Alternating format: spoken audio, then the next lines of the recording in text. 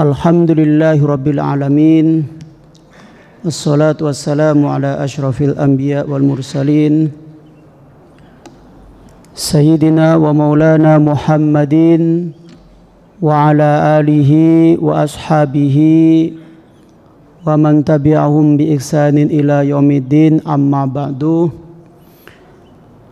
Yang kami muliakan, kami hormati seluruh jamaah Masjid Ar-Raudhah yang dimuliakan oleh Allah Subhanahu wa ta'ala. Alhamdulillah, pada pagi hari ini kita masih diberi kenikmatan oleh Allah Subhanahu wa ta'ala, nikmat iman, Islam, sehat walafiat, sehingga bisa melangkahkan kaki kita menuju masjid untuk melaksanakan sholat subuh berjamaah. Mudah-mudahan kita diberi panjang umur, sehat walafiat, amin amin ya rabbal alamin. Kedua kalinya sholawat serta salam kita aturkan kepada junjungan Nabi besar Muhammad sallallahu alaihi wasallam. Mudah-mudahan kelak di hari kiamat kula panjenengan sedaya mendapatkan syafaat dari beliau, amin amin ya rabbal alamin. Bapak-bapak, ibu-ibu jamaah yang dimuliakan oleh Allah, pagi hari ini kita akan belajar bersama mengkaji hadis yang ke-24 dalam kitab Al-Arba'in An-Nawawiyah. Mudah-mudahan apa yang kita kaji nanti kita jadikan sebagai motivasi kita untuk berbuat baik, amin amin ya rabbal alamin. Hadis ini sangat panjang, kemungkinan paling panjang ini di antara hadis dalam kitab ini. Bismillahirrahmanirrahim. An Abi Dzarril Ghifari, dari Abi Dzarril Ghifari radhiyallahu anhu, mudah-mudahan Allah meridhoinya. Anin Nabi sallallahu alaihi wasallam, dari Kanjeng Nabi Muhammad sallallahu alaihi wasallam, fima yarwihi, meriwayatkan siapa Kanjeng Nabi, an rabbihi, dari Allah, dari Tuhannya azza wa jalla. Jadi hadis ini yang meriwayatkan Kanjeng Nabi dari Allah, sehingga di dalam hadis ada istilah namanya hadis qudsi. Ada hadis Nabi, ada hadis Nabi, ada hadis qudsi.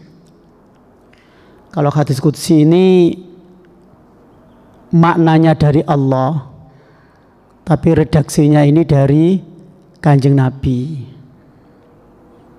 Berbeda dengan Al-Quran. Al-Quran itu semuanya dari Allah.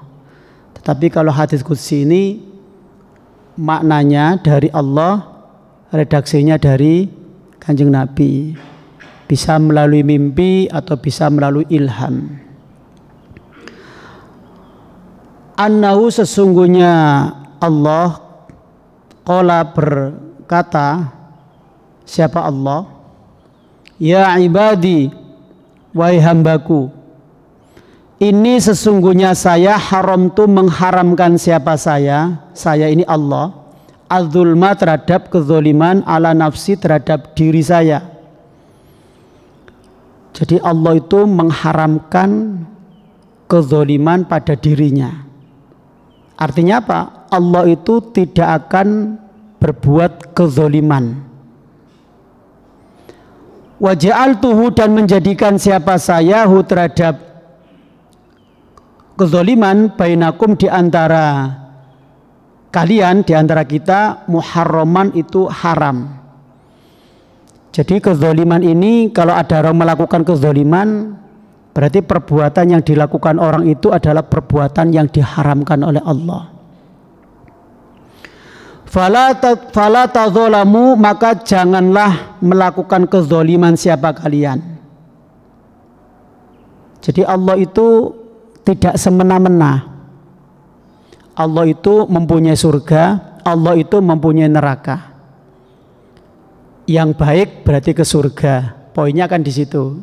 Yang jelek berarti neraka. Yang husnul khotimah surga, yang su'ul khotimah berarti neraka. Tetapi ketika Allah mau memasukkan surga neraka itu kan hanya Allah. Dan ada rambu-rambu, ada instruksi melalui Nabi Muhammad bahwa ini adalah benar, ini adalah salah. Tergantung kita mau melakukan yang benar atau melakukan yang salah. Jadi bukan semena-mena Allah itu langsung mendolimi hambanya, itu tidak. Tetapi hambanya Allah ini diberi pengetahuan melalui siapa? Melalui Nabi Muhammad. Ada Quran, isi Al-Quran itu apa saja, yang dianjurkan Al-Quran apa saja, yang dilarang di dalam Al-Quran itu apa saja. Begitu juga dengan hadisnya Kanjeng Nabi, anjuran, larangan, semuanya sudah ada, tergantung kita. Jadi Allah itu tidak melakukan kezaliman, baik kepada dirinya sendiri maupun kepada hambanya. Makanya di sini zalim di sini hukumnya haram. Kalau ada orang melakukan kezaliman berarti yang dilakukan itu adalah perbuatan yang diharamkan oleh Allah. Oleh karena itu hati-hati dengan perbuatan zalim. Hati-hati dengan doanya orang yang dizalimi. Orang yang dizalimi itu doanya dikabulkan oleh Allah. Ada, makanya nanti orang yang paling bangkrut, orang yang paling rugi ketika di akhirat nanti, orang yang datang ketika di akhirat nanti dengan membawa amal yang sangat luar biasa. Sholatnya luar biasa, puasanya luar biasa, sodakonya, hajinya, bahkan mungkin hajinya setiap tahun berangkat ke tanah suci, setiap bulan berangkat ke tanah suci untuk melaksanakan ibadah umroh, puasa Senin Kamis, puasa Ramadan, puasa Daud, semuanya dilakukan. Tetapi waktu di dunia sering melakukan kezaliman, menzalimi orang lain, menzalimi istrinya atau menzalimi anaknya atau menzalimi tetangganya, sehingga pada hisab nanti orang-orang yang dizalimi, maka yang menzalimi nanti ini akan dimintai pertanggungjawaban. Jadi amalnya orang ini tadi yang menzalimi akan diberikan kepada orang yang dizalimi. Tergantung ukuran pada saat di dunia itu berapa kali menzalimi orang lain, disesuaikan dengan perbuatan waktu di dunia. Ketika amalnya ini habis, orang yang ahli ibadahnya tadi yang sering menzalimi habis, diberikan kepada orang yang dizalimi, dan masih ada tanggungan lagi orang yang dizalimi, maka dosanya orang yang dizalimi ini akan diberikan kepada orang yang menzalimi. Inilah bahayanya zalim itu di situ. Bahkan ada sebuah kisah, ada seorang perempuan yang sangat solihah, ahli ibadah, mempunyai rumah yang sangat kecil. Rumahnya ini di samping kerajaan, dan rumah ini mohon maaf sangat mengganggu keindahan lingkungan kerajaan tersebut. Akhirnya rajanya ini meminta kepada perempuan yang punya rumah sangat sederhana. Ya kalau di perumahan mungkin tipe-tipe 36 nggih. Nah, kalau di rumah saya itu kan, rumah saya itu tipe 36, sederhana. Berbeda dengan rumah yang besar, yang elit. Lah, rumah ini sangat sederhana, menurut raja sangat mengganggu keindahan lingkungan kerajaan. Akhirnya rumah ini mau dibeli oleh raja, ditawar dengan harga yang sangat luar biasa. Tetapi perempuan ini tidak mau. Suatu saat perempuan ini pergi meninggalkan rumahnya. Kemudian ketika perempuan ini pulang dapat informasi, dapat kabar kalau rumahnya sudah dihancurkan oleh raja. Langsung seketika perempuan ini berdoa. Doanya ini, Ilahi wa maulaya rabbal alamin, ana dhaifatu wa antal qahiru, lid-dhaifi mu'inun walil madlumi nasirun. Ini doanya perempuan tadi ketika melihat mendengar rumahnya dihancurkan. Wahai Tuhanku, Tuhan semesta alam, saya ini adalah hambamu yang paling lemah, dan panjenengan adalah zat yang maha menguasai, maha segala-galanya, maha bisa menundukkan dan seterusnya. Lidhoifi mu'inun, kami ini hamba yang teraniaya, dan orang yang terzolimi pasti punya penolong, pasti akan mendapatkan kemenangan. Ini doanya orang perempuan yang dizolimi tadi itu. Kemudian setelah berdoa duduk di depan rumahnya, di depan rumahnya yang sudah hancur. Raja tahu, loh, lapo wong wedok iku kok longgo. Ditanya, apa yang kamu lakukan wahai perempuan? Wahai raja, saya akan melihat kerajaan ini akan rubuh. Saya akan menunggu napa niki kerajaan rubuh ini. Saya akan tunggu kapan kira-kira rubuhnya kerajaan ini. Ditunggu. Dengan mendengar informasi jawaban dari perempuan, raja ini menertawakan, menghina. Ngomong apa awakmu itu? Dihina, perempuan tadi dihina. Atas izin Allah, doanya perempuan ini dikabulkan oleh Allah. Malamnya kerajaan ini hancur, dan semua yang ada di dalam sudah tenggelam. Nah, inilah doanya orang yang dizolimi. Karena perempuan ini tadi tidak salah. Punya rumah, dijual, ditawar, tidak mau, tidak boleh, tahu-tahunya dihancurkan oleh raja. Berarti raja ini kan sangat zalim. Sehingga di dalam hadis Kanjeng Nabi, wattaqi da'watal mazlum fa innahu laisa bainana wa bainallahi hijabun. Ya, doanya orang zalim itu, orang yang menzalimi, orang yang orang yang zalim itu hijab, tidak ada hijab, tidak ada satir. Jadi apa? Langsung dikabulkan oleh Allah. Sehingga dengan seperti ini Allah mengharamkan perbuatan zalim. Kullukum,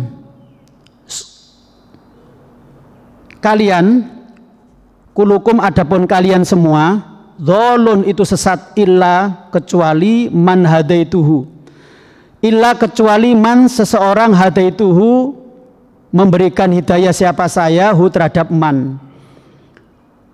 Fashtahduni, maka mintalah petunjuk, mintalah hidayah kepadaku, ahdikum memberikan hidayah siapa saya kum terhadap kalian. Mohon maaf, kulo panjenengan iki aslinya sesat semua. Lah kulo panjenengan saged berangkat ke masjid, wahai Ramadan puasa, waktunya sholat, membaca Al-Quran, sodako, infak dan seterusnya, mau belajar, mau bertanya tentang Islam. Itu karena apa? Karena kulo panjenengan ini mendapatkan hidayah, petunjuk dari Allah. Kalau kita tidak akan mendapat petunjuk, maka kulo panjenengan ini pasti sesat. Tidak tahu tentang sholat, tidak tahu tentang puasa, tidak ngerti tentang huruf-huruf Al-Quran. Karena Allah memberikan petunjuk kepada kita, alhamdulillah kulo panjenengan bisa menjalankan perintah-perintah Allah. Makanya jangan gampang menyesatkan orang, jangan gampang mengkafirkan orang. Wong kulo panjenengan ini aslinya apa? Aslinya sesat. Ya ibadi, wahai hambaku, kullukum adapun kalian semua, jaiun itu lapar, ilaman kecuali orang at'amtu memberikan makan siapa saya hu terhadap orang.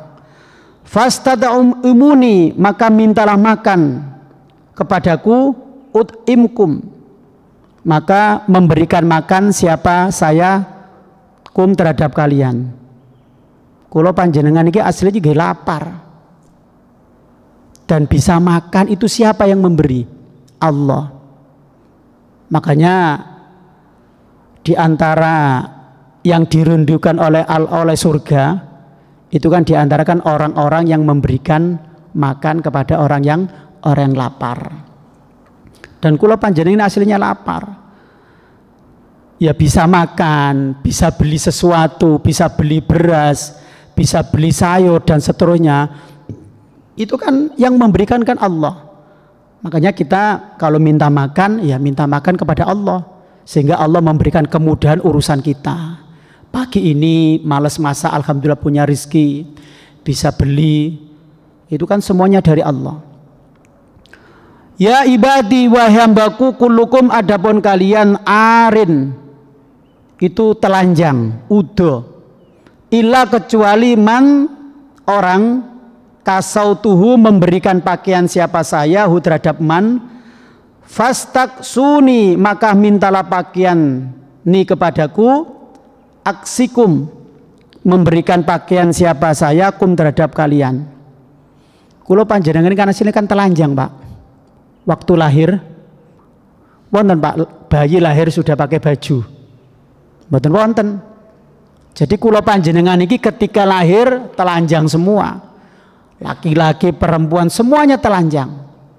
Lah bisa seperti ini ya yang memberikan pakaian ini adalah Allah melalui rizki, melalui kerja, melalui usaha, melalui ikhtiar dan seterusnya. Ya ibadi wa hambaku innakum sesungguhnya kalian tahtiuna melakukan kesalahan siapa kalian billaili di waktu malam wan nahari dan di waktu siang. Kulo panjenengan ini orang yang selalu membuat kesalahan, melanggar perintah Allah.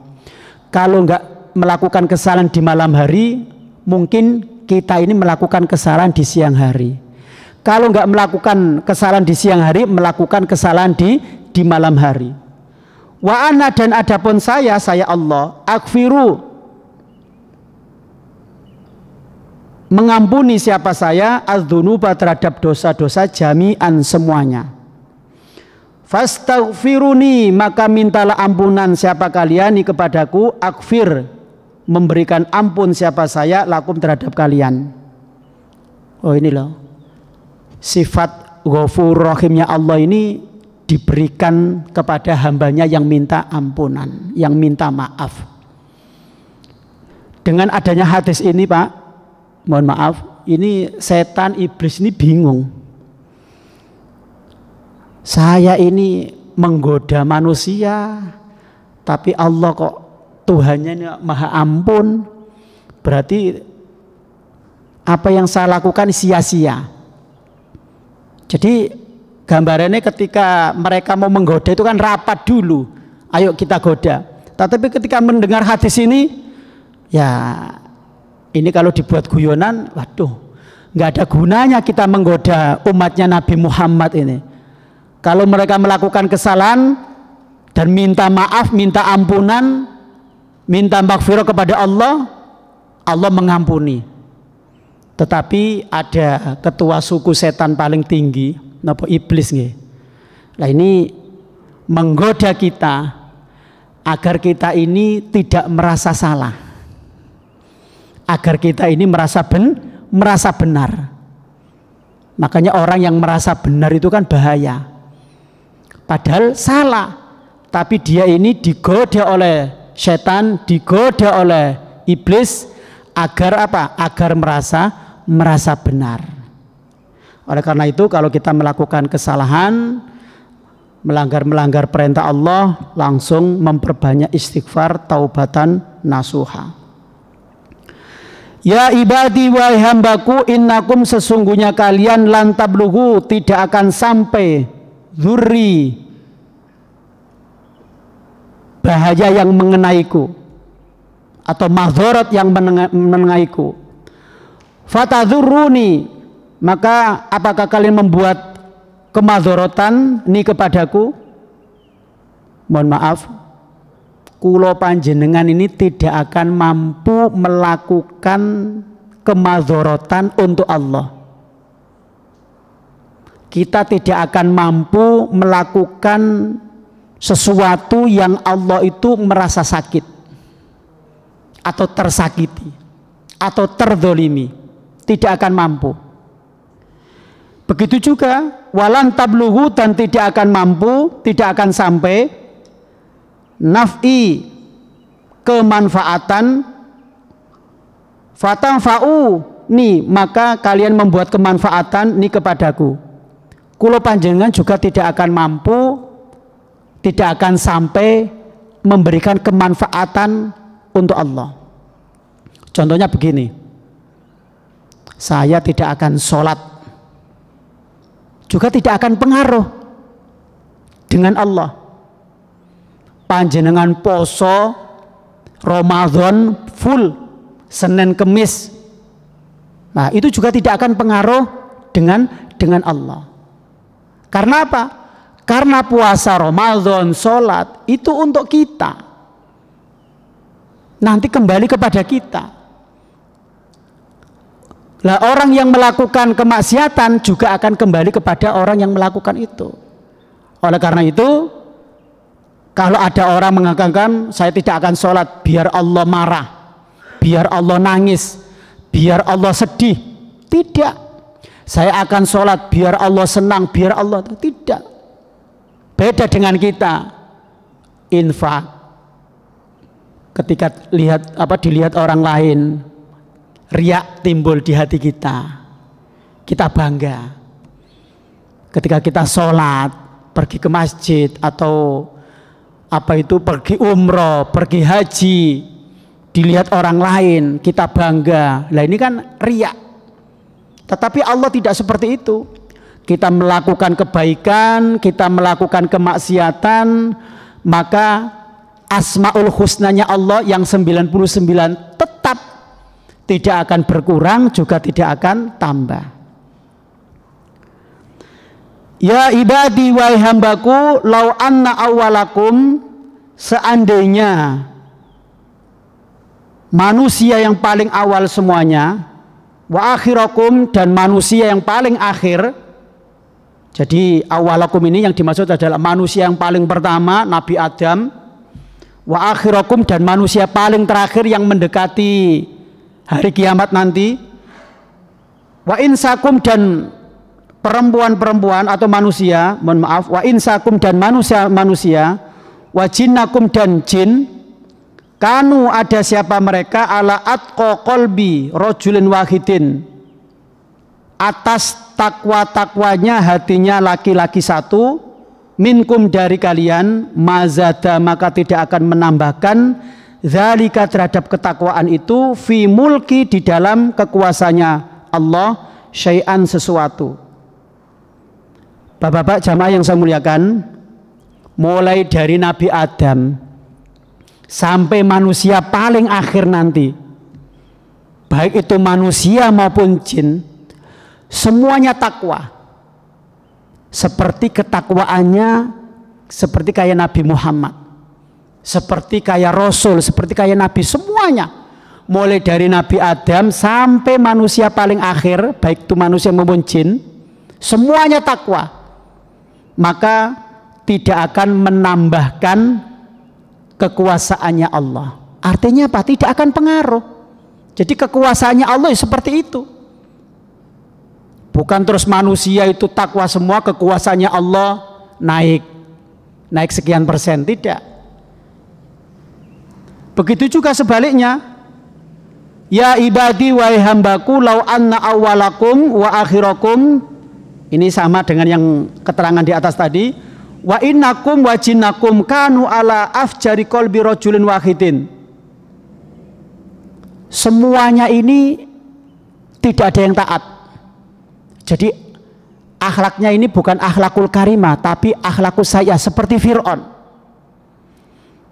Mana koso dzalika, maka tidak mengurangi dzalika terhadap kejelekan tadi yang dilakukan oleh manusia, fi mulki di dalam kekuasaanku, syai'an sesuatu.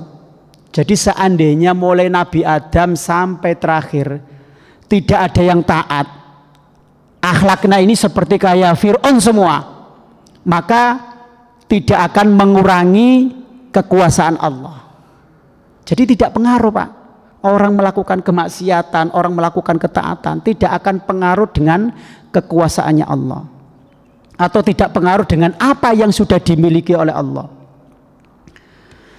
Ya ibadi, wahai hambaku, lau anna awalakum wa akhirakum wa insakum wa jinakum, sama dengan tadi, artinya kamu berdiri fi so'idin wahidin, berdiri di satu tempat, ya seperti kayak lapangan atau kayak so'id itu berarti tempat yang tinggi, mungkin di atas gunung semuanya, naik ke gunung semuanya, atau dalam, kalau di Mekah itu berarti padang Arafah, ada namanya apa itu, Jabal Rahmah nggih. Fasa'aluni, maka minta siapa mereka nih kepadaku, fa'ato itu maka memberikan siapa saya, kula wahidin setiap satu manusia, masalah tahu masalahnya atau yang diminta, mana koso tidak mengurangi dzalika terhadap itu, mimma indi apa yang saya miliki. Mulai dari Nabi Adam sampai manusia yang terakhir nanti, semuanya minta.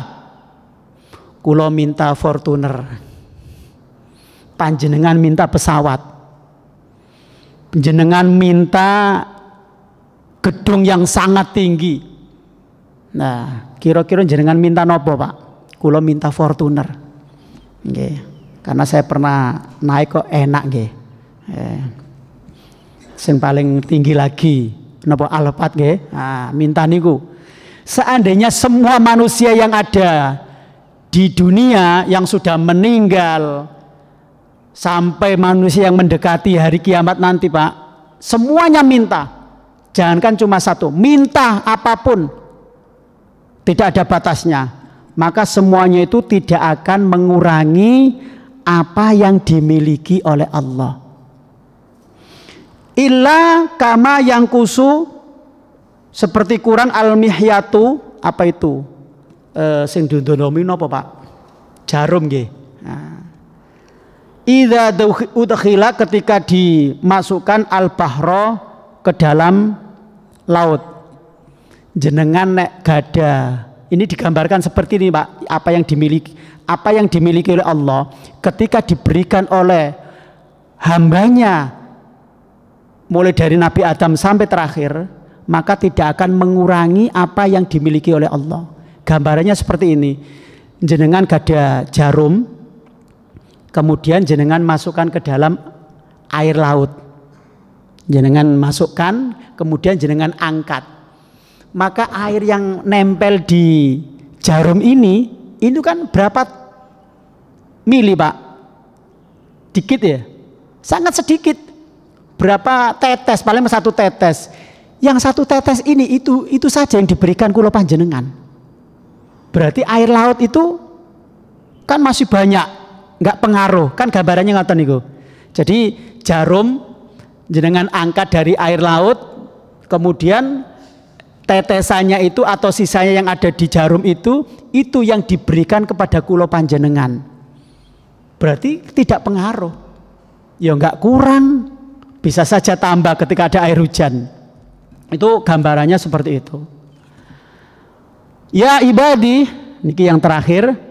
Ya ibadi, wahai hambaku, innama hiya, sesungguhnya perbuatan-perbuatan, a'malukum, perbuatan kalian, uhsiha, menghitung siapa saya terhadap amal perbuatan, lakum, untuk kalian.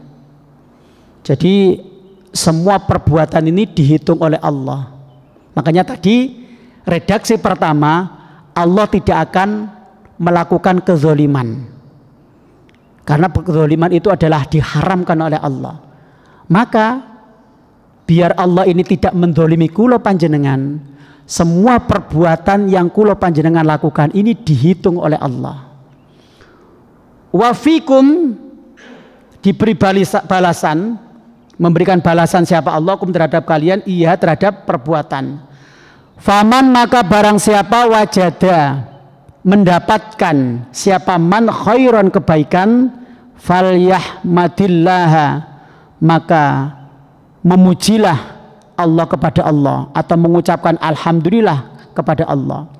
Waman, dan barang siapa wajada, menjumpai atau mendapatkan siapa man ghaira dzalika, selain itu berarti tidak mendapatkan kebaikan, fala yalumanna, maka jangan mencaci, illa, kecuali nafsau, kepada dirinya. Rawahu, meriwayatkan terhadap hadis siapa Muslimun, Imam Muslim. Jadi amal perbuatan kula panjenengan melangkah ke masjid ini dihitung oleh Allah. Sholat berjamaah dihitung oleh Allah melalui malaikat. Sholat sunnah qobliyah dihitung oleh Allah. Sehingga di akhir nanti kula panjenengan insya Allah akan mendapatkan buku catatan dengan tangan kanan. Ketika mendapatkan buku catatan dengan tangan kanan, berarti kula panjenengan ini mendapatkan kebaikan. Berarti kan alhamdulillah. Ketika Allah memberikan kenikmatan, itu berarti Allah membalas perbuatan baik kula panjenengan. Berarti mengucapkan apa? Alhamdulillah. Tetapi ketika mendapatkan yang jelek, nauzubillah min dzalik, ketika di akhirat nanti mendapatkan buku catatan dengan tangan kiri, nauzubillah min dzalik, maka jangan mencaci Allah, jangan menyalahkan Allah. Siapa yang disalahkan? Diri kita sendiri. Jadi hadis ini memberikan pelajaran bagi kita, jangan mendolimi orang lain, jangan merasa hebat, karena semua yang kita miliki ini adalah pemberian Allah. Mudah-mudahan dengan kajian pagi ini syukur kita tambah. Syukur kita tambah, menghargai orang lain juga bertambah, memuliakan orang lain juga bertambah. Mudah-mudahan kajian pagi hari ini mendapatkan ridho dari Allah, dan mudah-mudahan ilmu yang kita dapat mudah-mudahan bermanfaat. Amin amin ya rabbal alamin. Mungkin hanya ini yang bisa saya sampaikan, kurang lebihnya saya mohon maaf. Akhirul kalam, wassalamualaikum warahmatullahi wabarakatuh. Bismillahirrahmanirrahim. Allahumma sholli ala sayyidina Muhammad wa ala ali sayyidina Muhammad walhamdulillahi rabbil alamin.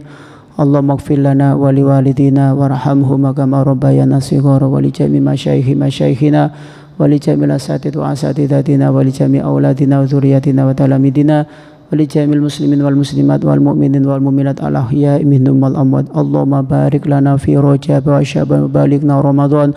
Allahumma khtim lana bil iman, Allahumma khtim lana bil islam, Allahumma khtim lana bi husnil khatimah. La ilaha illa anta subhanaka inni kuntu minadh dhalimin. Rabbana zalamna anfusana wa illam taghfir lana wa tarhamna lanakunanna minal khasirin. Rabbana atina fid dunya hasanah wa fil akhirati hasanah wa qina adzabannar wa adkhilnal jannata ma'al abrar ya aziz ya ghaffar ya rabbal alamin. Subhana rabbika rabbil izzati amma yasifun. Wassalamun alal mursalin walhamdulillahi rabbil alamin. Al-Fatihah. A'udzu billahi minasyaitonir rajim. Bismillahirrahmanirrahim. Alhamdulillahi rabbil alamin arrahmanir rahim maliki yaumiddin. Iyyaka na'budu wa iyyaka nasta'in. Ihdinas siratal mustaqim siratal ladzina an'amta 'alaihim ghairil maghdubi 'alaihim waladdallin. Amin. Allah